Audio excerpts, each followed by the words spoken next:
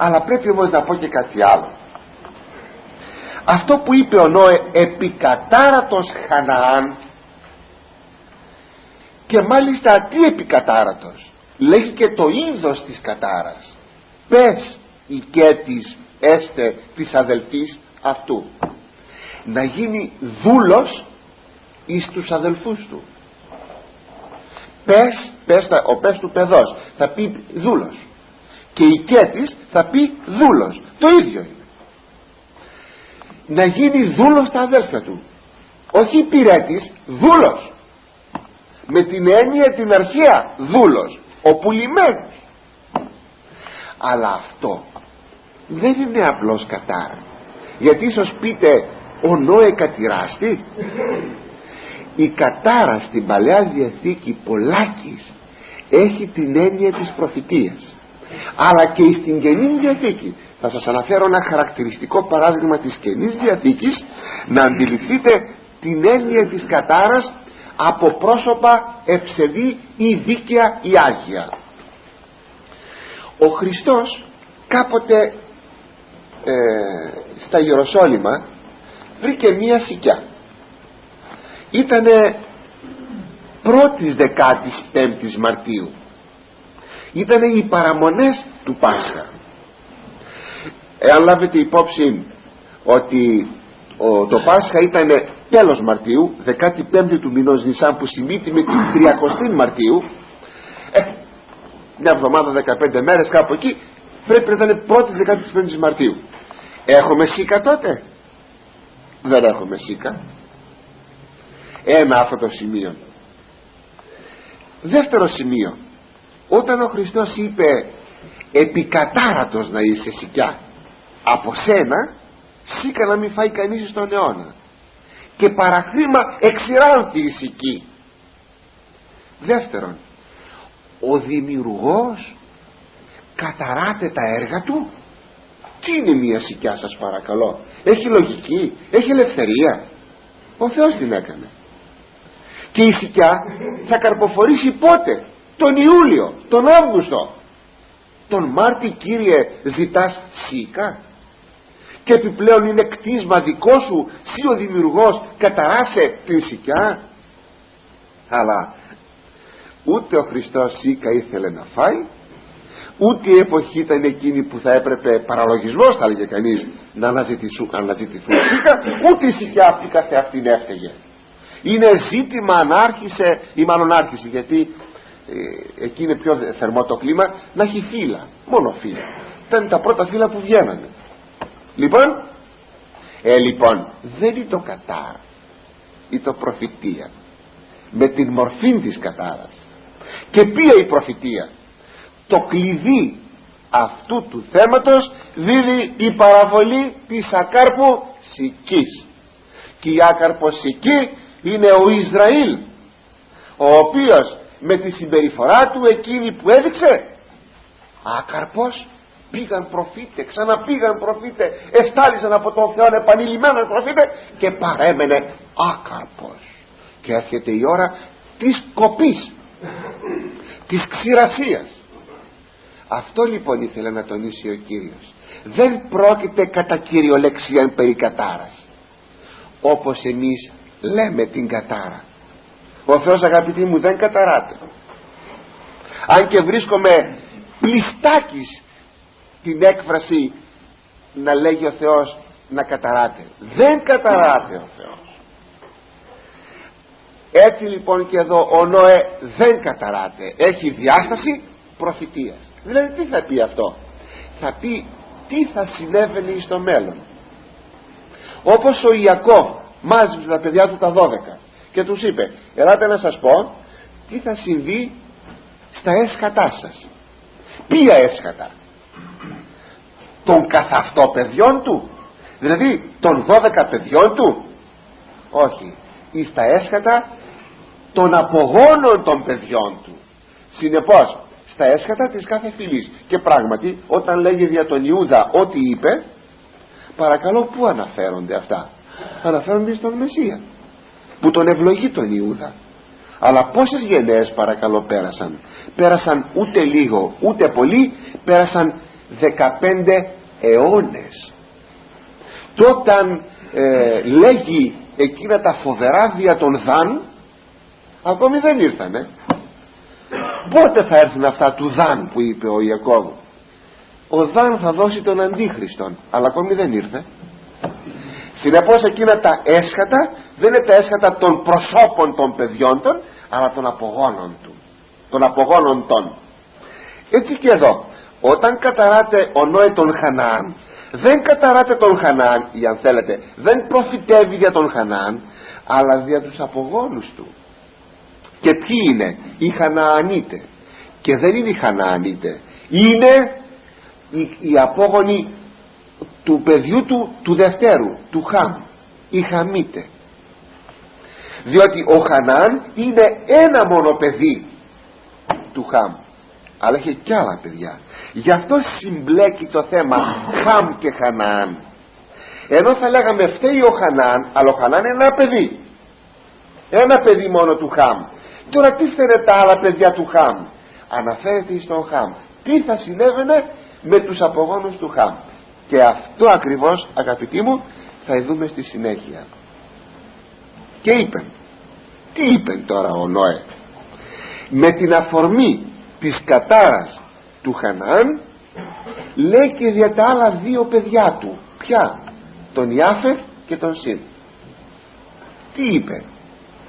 Εδώ τώρα βλέπουμε ότι είναι στα τελευταία του ο Νόε και δίνει αυτές τις προφητείες του μέλλοντος των τριών παιδιών του. Παρακαλώ πολύ προσέξτε, διότι το μάτι του Νόε ούτε λίγο ούτε πολύ βλέπει μέχρι το Μεσσία και πέρα ακόμα. Και είπε ο Νόε, ευλογητός Κύριος ο Θεός του Σιμ, και έστε Χαναάν πες οικέτης αυτού. Στην αρχή είπε ότι θα γίνει πες οικέτης στα δύο του αδέλφια. Τώρα λέγει ευλογητός Κύριος ο Θεός του Σιμ, διότι αυτός θα είναι, διότι ο Χαναάν θα γίνει δούλος του Σιμ. Δύο χαρακτηριστικά της περιπτώσεως αυτής. Πρώτον, ότι ευλογείται ο Θεός του Σιμ. Περίεργο. Δεν θα ευλογηθεί ο Θεός του Χαμ ή ο Θεός του Ιάφεθ? Ένας είναι ο Θεός. Δεν γίνεται αναφορά δια των Θεών του Ιάφεθ και του Χαμ, διότι θα τον χάσουν τον Θεόν και ο Ιάφεθ και ο Χαμ. Συνεπώς σημαίνει ότι ο Σιμ είναι εκείνος που θα κρατήσει την έννοια του αληθινού Θεού. Συνεπώς, ευλογητός Κύριος ο Θεός του Σιμ, ήτι παίρνεις θρησκευτική ευλογία. Η ευλογία σου έχει θρησκευτική διάσταση, διότι από τον Σιμ θα γεννηθεί ο Έβερ, ο Αρφαξάδ, ο Έβερ και λοιπά. Αν θέλετε μάλιστα θα τα πούμε βέβαια λίγο πιο κάτω, αλλά να σας τα πω από τώρα. Από τον Σιμ γεννιέται ο Αρφαξάδ, ο Καϊνάν, ο Σαλά, ο Έβερ, ο Φάλεκ, ο Ραγάβ, ο Σερούχ, ο Ναχόρ, ο Θάρα, ο Αβραάμ. Και ο Αβραάμ δέχεται την επαγγελία του Μεσσίου. Ώστε λοιπόν τον κατάλογο τον παίρνω και από την Παλαιά Διαθήκη, εδώ από το κεφάλαιο αυτό που λέμε τώρα, το παρακάτω κεφάλαιο, το 10, αλλά και από τον κατάλογο που μας παραθέτει ο Ευαγγελιστής Λουκάς. Είναι ο ίδιος. Τι σημαίνει αυτό? Σημαίνει ότι από σένα το Σιμ θα έρθει ο Μεσσίας, αλλά ο Μεσσίας είναι θρησκευτικός Μεσσίας, και συνεπώς η ευλογία έχει θρησκευτική διάσταση.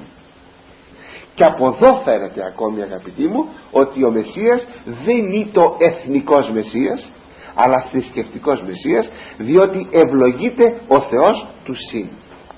Τι μεγαλειώδες, τι μεγαλειώδες. Μέσα σε δύο λόγια κρύβονται θεμελιώδεις αλήθειες. Και μόνο αυτό οι Εβραίοι να μπορούσαν να κοιτάξουν, παρόλο που είχαν τόσα άλλα σημεία στην Παλαιά Διαθήκη για να αντιληφθούν ότι ο Μεσσίας δεν είναι εθνικός Μεσσίας όπως τον περίμεναν, αλλά θρησκευτικός, ήτι λυτρωτής από τις αμαρτίες και από τον θάνατον, οντολογικός λυτρωτής, ήτι θα λυτρώσει αυτήν την σάρκα και θα μείνει αιωνία εις τους αιώνας των αιώνων αθάνατη. Αυτό πού να το καταλάβουν οι ανόητοι Εβραίοι? Γιατί τους τύφλωσε, παρακαλώ, τους τύφλωσε τι? Η γη, οι διαστάσεις οι ηλιστικές, και δεν μπορούσαν πια να μπουν στο πνεύμα των πραγμάτων. Αλλά ένα δεύτερο σημείο, αφού παίρνεις την ευλογία ως συν, τώρα κάτι άλλο. Ο Χαμ θα γίνει δούλος σου. Και πράγματι, αγαπητοί μου, όπως θα δούμε λίγο πιο κάτω, ο Χανάν κατοίκησε στη γη Χαναάν ή στην Παλαιστίνη, και κατόπιν έρχεται ο Αβραάμ εις τα σκηνώματα του Χαναάν δηλαδή, και γίνεται κύριος της γης, και οι κάτοικοι έγιναν δούλοι των Εβραίων. Είναι χαρακτηριστικό αυτό. Αλλά πάμε λίγο παρακάτω. Για τον Ιάφεθ τώρα. Πλατείνει ο Θεός το Ιάφεθ και κατοικισάτο εν της οίκης του Σιμ, και γεννηθεί το Χανάν πες αυτού. Εδώ είναι μια πολύ περίεργη περίπτωση. Ο Θεός να πλατείνει τον Ιάφεθ. Δεν λέει εδώ ευλογητός ο Θεός, όχι, αλλά τι? Ο Θεός να πλατείνει τον Ιάφεθ. Αυτή η πλάτυνση τι είναι? Είναι, προσέξτε, γεωγραφική και ανθρωπολογική.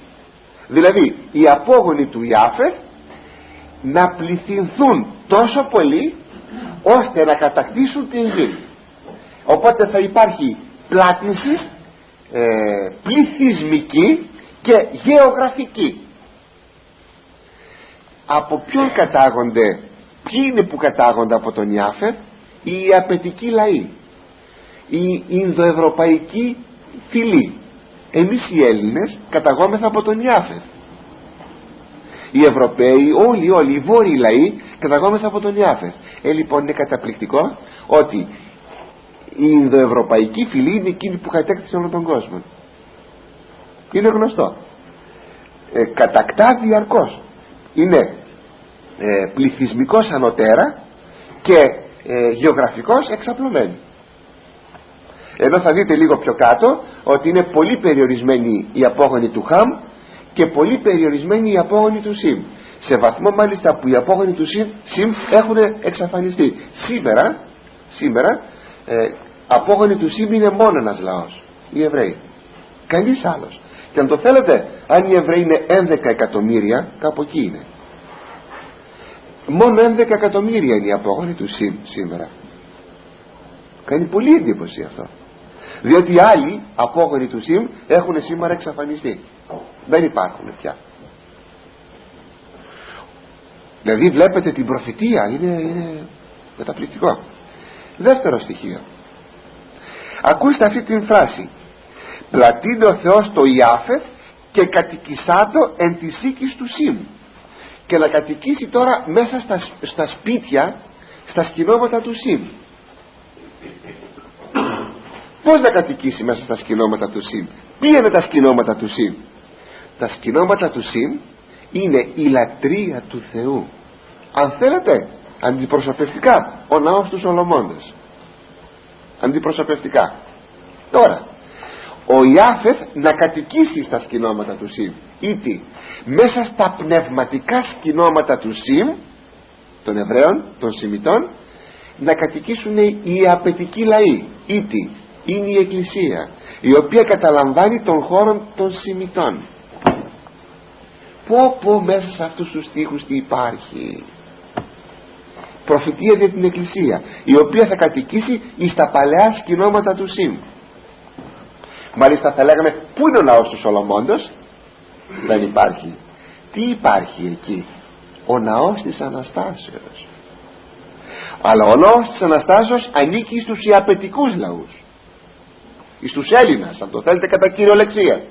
Να το. Δεν σας κάνουν εντύπωση αυτά τα πράγματα? Και ένα τρίτο σημείο, και γεννηθεί το Χανάν πες αυτού. Τώρα, και να γίνει ο Χανάν οικέτης δούλος και του Ιάφεθ. Λοιπόν, ένα σχήμα τώρα. Σας είχα πει την περασμένη φορά για μια περιχώρηση. Το θυμίστε, έτσι είχαμε τελειώσει την τελευταία μας ομιλία. Τι είναι αυτή η περιχώρηση?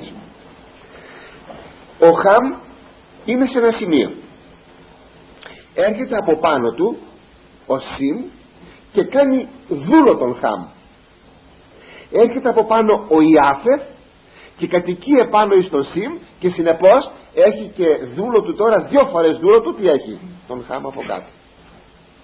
Και ο ένας, η μία φυλή ανεβαίνει πάνω στην άλλη. Από κάτω είναι ο Χαμ, από πάνω είναι ο Σιμ. Πάλι το 9ο και το 10ο, που μας δίνει ένα διάγραμμα εθνολογικών, είναι ένας θαυμάσιος οδηγός εθνολογίας, ακριβής εις βαθμών που μας αφήνει καταπλήκτους. Η Παλαιά Διαθήκη, μάλιστα ολόκληρη η Παλαιά Διαθήκη, από μιας απόψεως θεωρείται άριστος οδηγός αρχαιολογίας. Βεβαίως είναι γνωστό ότι η Παλαιά Διαθήκη είναι το βιβλίο του Θεού. Είναι η συμφωνία του ανθρώπου με τον Θεό, του Θεού με τον άνθρωπο. Αλλά πέραν τούτου, επειδή αναφέρεται σε πρόσωπα και πράγματα και τόπους και χρονολογίες και πολιτισμούς, ταυτοχρόνως είναι και ένας αρχαιολογικός οδηγός. Δηλαδή, ένας αρχαιολόγος, διαβάζοντας την Αγία Γραφή, βλέποντας τόπους, χρόνους, πρόσωπα κλπ, κάνει ένα σκαφές και βρίσκει εκείνα τα οποία λέγει η Παλαιά Διαθήκη.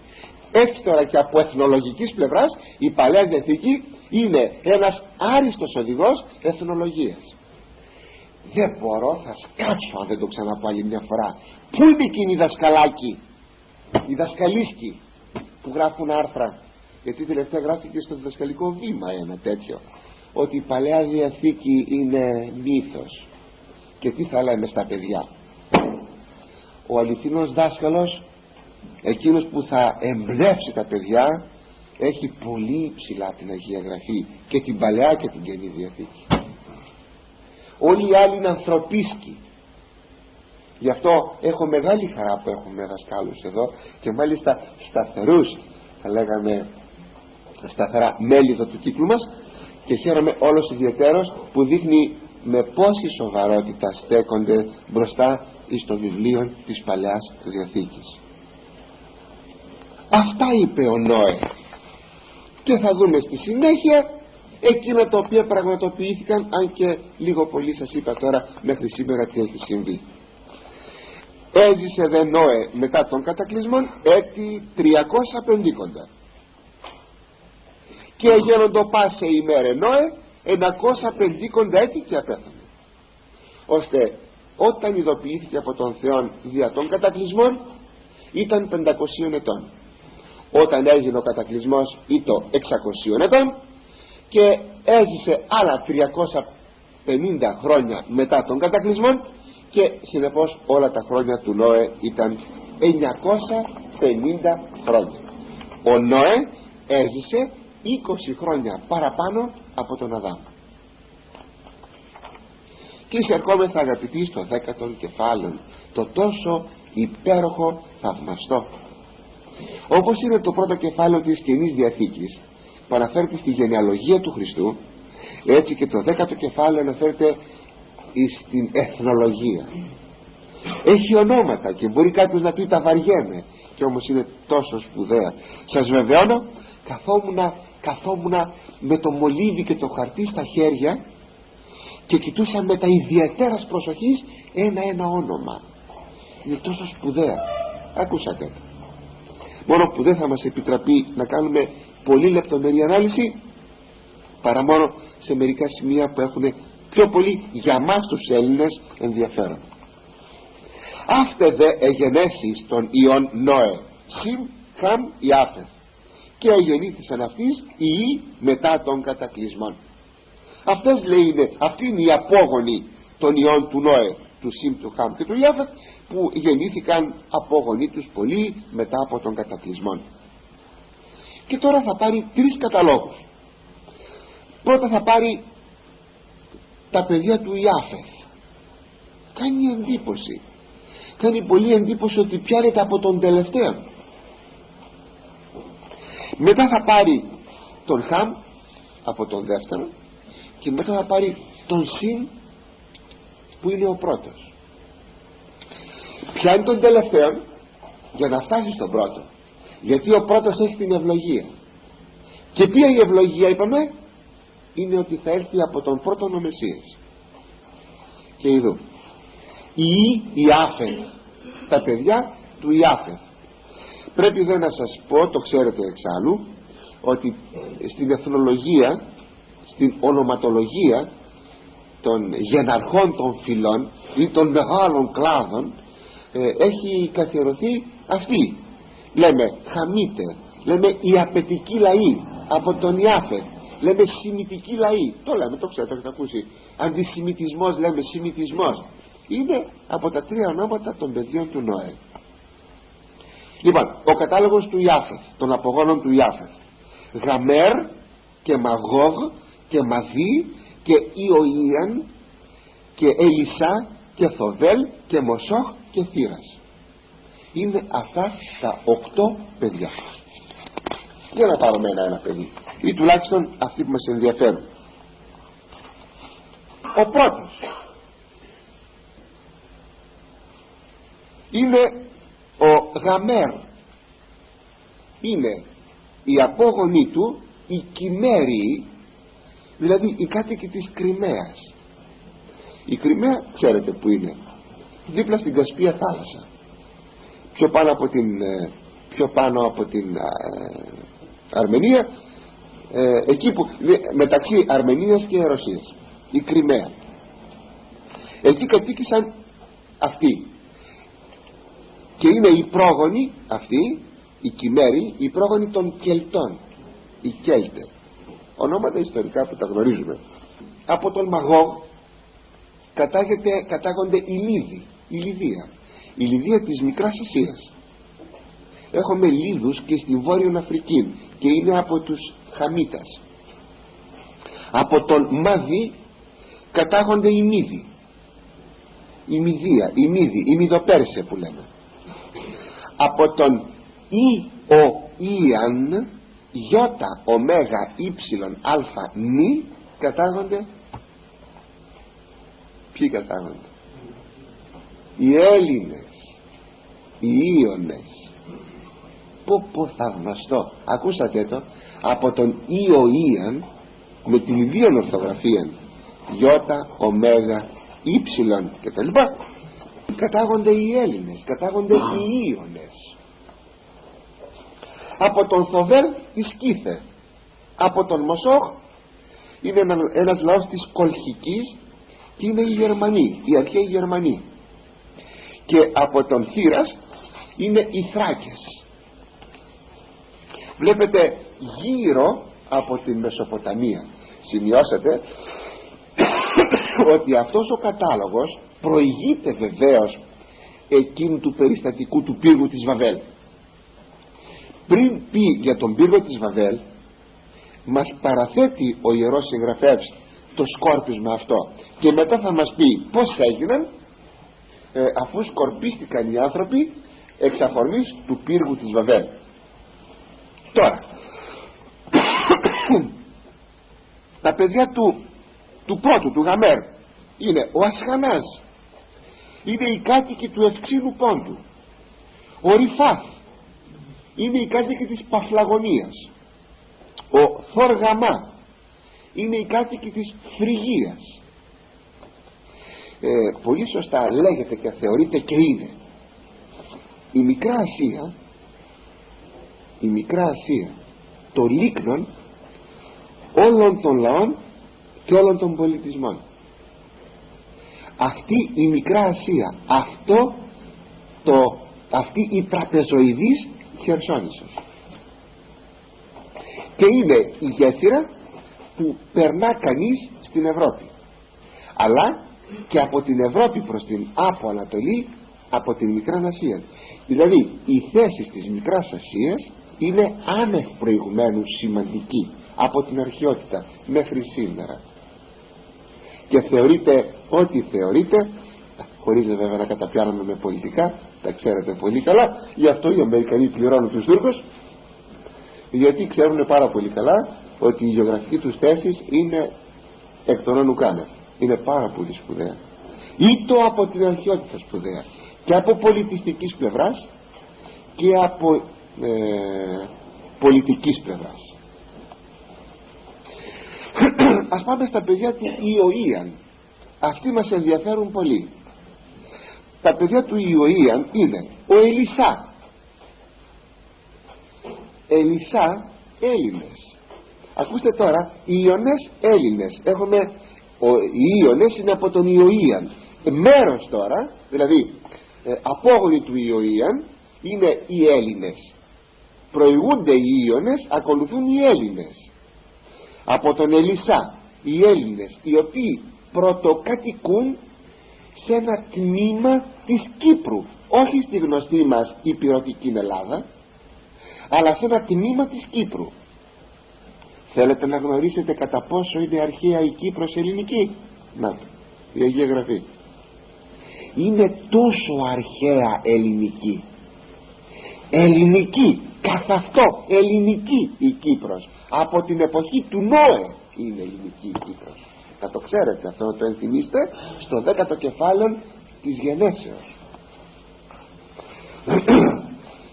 Θάρσης είναι οι κάτοικοι της Ισπανίας, είναι φοινικική απικία που είναι στην Ισπανία, και μετά είναι η πόλη Θαρσής που ήθελε να πάει εκεί ο Ιωνάς. Μετά είναι οι απόγονοι, είναι οι Κίτιοι. Αυτοί κατοίκησαν στην Κύπρο, και όπως τα γνωρίζετε ότι οι Κύπροι λέγονται και Κίτιοι, γιώτα, επίσκοπος Κιτίου. Μέχρι σήμερα, ξέρετε, διατηρείται η ονομασία, έτσι. Και οι Ρώδιοι, μάλιστα με την ίδια ονομασία, Ρόδος. Οι Ρώδιοι είναι οι κάτοικοι της νήσου Ρόδου, Έλληνες και αυτοί. Όλοι αυτοί είναι Έλληνες, παρακαλώ. Τα παιδιά του Ιωΐαν είναι οι απόγονοι των Ιώνων. Πού κατοικούν εκεί. Μετά λέγει το εξής εδώ στον στίχο 5: εκ τούτων αφορίστησαν νήσοι των εθνών εν τη γη αυτών, έκαστος καταγλώσσαν εν τες φυλές αυτών και εν της έθνεσιν αυτών. Πού κατοίκησαν όλοι αυτοί? εις τας νήσους λέγει, και εν τη γη αυτών. Όλοι αυτοί, αγαπητοί μου, κατοίκησαν και διασκορπίστησαν εις τας νήσους του Αιγαίου και της Μεσογείου θαλάσσης, ώστε εμείς οι Έλληνες μπορούμε να πούμε ότι είμεθα αυτόχθονες. Θα ξέρετε ότι βρέθηκαν προ 2-3 ετών, ίσως και λιγότερο, στην Πελοπόννησο, φαίνεται και στη Μακεδονία, βρέθηκαν απολιθώματα και κρανία κλπ, τα οποία χρονολογούνται από το 10.000 π.Χ. και θεωρείται εδώ ο χώρος της Ελλάδος ένας από τους αρχαιοτέρους χώρους της γης που κατοικήθηκε από άνθρωπο.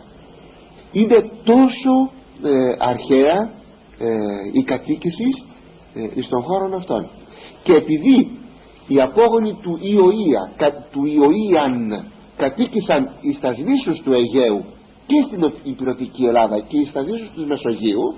Γι' αυτό το λόγο δυνάμεθα να υποθούμε ότι εμείς οι Έλληνες είμεθα αυτόχθονες κάτοικοι. Αυτόχθονες. Αυτά πάντα με βάση την Αγία Γραφή, αλλά και με ό,τι ξέρουμε και από την εθνολογία, ό,τι μπορούμε να ξέρουμε. Μετά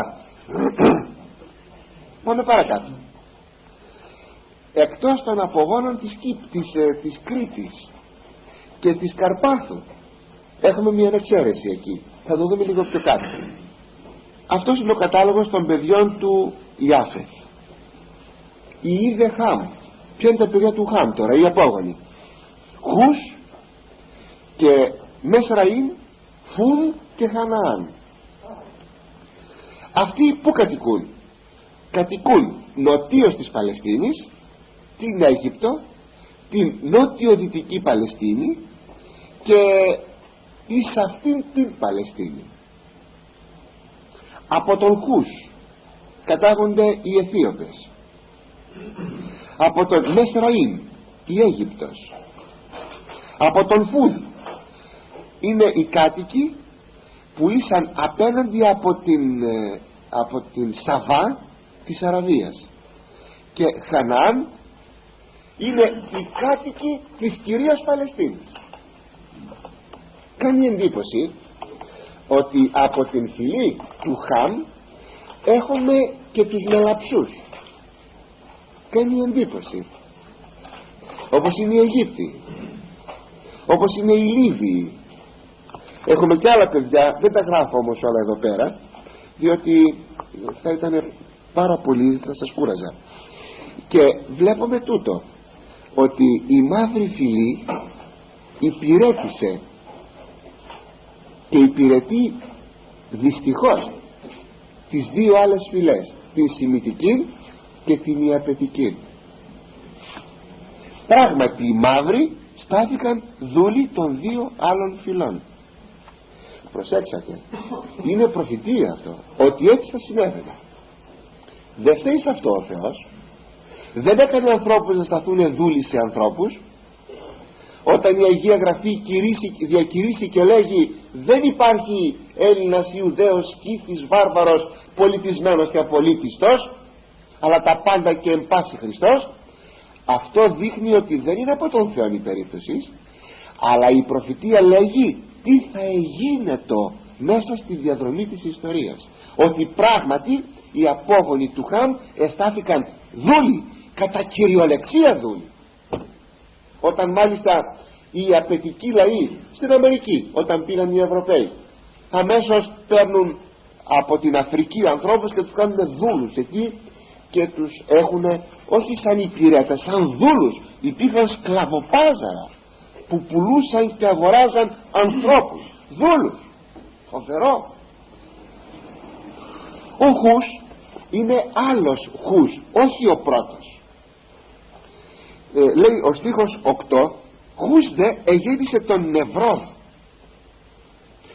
Ούτως ο Νεβρόδ ήρξατο είναι γίγας επί της γης, ή το ένας γιγαντόσιμος άνθρωπος. Ούτως είναι γίγας κυνηγός εναντίον Κυρίου του Θεού. Γι' αυτό μέχρι σήμερα το λένε, άμα θέλουν να πούν για κάποιον ότι είναι κυνηγός, μάλιστα όταν χρησιμοποιούσαμε και την καθαρεύουσα γλώσσα και μιλούσαμε, ξέρω εγώ, λέγαμε και αναφερόμεθα εις τον Νεβρόδ. Δια τούτο ερούσιν ως Νεβρόδ γίγας κυνηγός εναντίον Κυρίου. Αυτό είναι μια αρχαία παροιμία. Γι' αυτό θα λένε όπως είναι ο γίγας ο Νεβρόδ. Αυτός ποιος ήταν ο Νεβρόδ? Και κατάγεται από τον Χαμ και γένετο αρχή της βασιλείας αυτού Βαβυλών. Ώστε λοιπόν οι Βαβυλώνοι είναι απόγονοι του Νεβρόδ και συνεπώς κατάγονται από τον Χαμ. Αλλά φαίνεται ότι αυτός ο Νεβρόδ, ο γενάρχης των Βαβυλωνίων, ο ιδρυτής της Βαβυλωνιακής θα λέγαμε δυναστείας, είναι εκείνος που γράφουν οι πινακίδες, οι πύλες που βρέθηκαν από τους αρχαιολόγους 20.000 των αριθμών. Ο Γιγλαμές, του οποίου το έπος σας είχα διαβάσει μια περασμένη φορά. Φαίνεται λοιπόν ότι ο Νευρών είναι ο Γιγλαμές, ο οποίος Γιγλαμές διασώζει την παράδοση του κατακλυσμού, και που αυτά σήμερα υπάρχουν πλακίδια γραμμένα τον 7ο-8ο αιώνα π.Χ. και είναι κατατεθειμένα στο Βρετανικό Μουσείο και τα διαβάζουν αυτά οι σύγχρονοι ερευνητές. Γι' αυτό σας είπα, είναι πάρα πολύ σπουδαία αυτά, πάρα πολύ σπουδαία. Μετά πηγαίνω στον στίχο 14 και διαβάζουμε και τους Χασλονιήμ όθεν εξήλθε Φιλιστιήμ, οι Φιλιστέοι, και τους Καφθοριήμ. Χαναάν δε εγέννησε τον Σιδώνα πρωτότοκον αυτού. Ποιοι είναι οι Καφθοριήμ? Οι Καφθοριήμ, οι οποίοι είναι συγγενείς με τους Φιλιστέους και απόγονοι των Χαμιτών, του Χαμ, ξέρετε ποιοι είναι? Είναι οι Κρήτες. Είναι γνωστότατο από την ιστορία ότι οι Φιλιστέοι είναι οι Κρήτες, ή από την περιοχή των Φιλιστέων. Και ποιοι είναι οι Φιλιστέοι? Ξέρετε ποιοι είναι οι Φιλιστέοι? Είναι εκείνοι που είναι στα δυτικά παράλια της στα νοτιοδυτικά παράλια της Παλαιστίνης, οι θανάσιμοι εχθροί των Εβραίων, που ονομάζονται από την Παλαιά Διαθήκη, ιδίως των βασιλιών που κάνουμε στο Στόμιο, ως αλόφιλοι. Αυτοί είναι οι Φιλιστέοι. Ήσαν ένας λαός πολεμικότατος, αλλά και είχε αναπτύξει σπουδαίων πολιτισμών. Τώρα, οι Φιλιστέοι επήγαν στην Κρήτη και κατοίκησαν, ή από την Κρήτη έφυγαν και ήρθαν στα παράλια της Φινίκης, εκεί στα παράλια που είναι η πατρίδα των Φιλιστέων? Αυτό δεν είμαι σε θέση να σας το πω. Εκείνο που ξέρω από ιστορικής και εθνολογικής πλευράς είναι ότι οι Φιλιστέοι και οι Κρήτες είναι μία φυλή. Προσέξτε, είναι μία φυλή οι Κρήτες και οι Φιλιστέοι. Οι Κρήτες, ο Θεός να φυλάξει, μην τυχόν το πάρουμε τώρα αυτό κατά γράμμα και το... Οι Κρήτες δεν είναι από τον Ιωΐαν, ούτε από τον Ελισέ, πώς τον είπαμε, Ελισά, από τον Ελισά. Είναι από τον Χαμ. Δηλαδή οι Κρήτες δεν είναι Έλληνες. Το δυστύχημα είναι ότι μέχρι σήμερα οι Κρήτες πιστεύουν ότι δεν είναι Έλληνες. Αυτό είναι το δυστύχημα. Δεν ξέρω αν το ξέρετε. Τώρα γιατί το είπα. Γι' αυτό πολλές φορές αισθάνονται παραγωνισμένοι, σαν ακραίοι που είναι. Γι' αυτό πολλές φορές πηγαίνει ο πρωθυπουργός, ο εκάστοτε πρωθυπουργός, ο πρόεδρος της Δημοκρατίας, ο βασιλεύς, ό,τι είναι, ξέρω εγώ, να μην αισθάνονται άσχημα. Ναι, και επαναστατικά κινήματα που έχουν κάνει, άλλοτε να ενωθούν με την Ελλάδα και άλλοτε να χωριστούν από την Ελλάδα. Ναι, δεν είναι λοιπόν Έλληνες. Βέβαια, τι είναι εκείνο που κάνει μια εθνότητα? Σήμερα έχουμε έναν άλλον ορισμό, διότι έθνος, ο ορισμός του έθνους τι είναι? Η κοινή, τι θα λέγατε, η κοινή γλώσσα? Όχι. Η κοινή καταγωγή? Όχι. Η κοινή θρησκεία? Όχι. Είναι η κοινή ιστορία. Αυτός είναι ο ορισμός, η έννοια του έθνους. Διότι αν αυτή τη στιγμή θα είπε έχουμε Έλληνες οι οποίοι από τη Σύρα, έχουμε Έλληνες οι οποίοι είναι καθολικοί, έτσι, ή στα Δωδεκάνησα, στη γνώμη, στα Επτάνησα, πάβουν να είναι Έλληνες και να έχουν ελληνική συνείδηση. Ή ακόμη μπορεί να έχουμε στην Ελλάδα ανθρώπους που δεν μιλάνε ελληνικά, ήρθαν από την Τουρκία και μιλάνε τουρκικά ακόμα. Δεν είναι Έλληνες αυτοί? Τι είναι εκείνο λοιπόν που κάνει, δίνει την έννοια του έθνους? Είναι η κοινή ιστορία. Είναι πολύ σπουδαίο αυτό. Ούτε η κοινή γλώσσα, ούτε η κοινή πίστης, αλλά τα κοινά κατορθώματα. Στο κάτω της γραφής όλοι καταγόμαθα από τον Νόε. Τι έτσι, τι αλλιώς.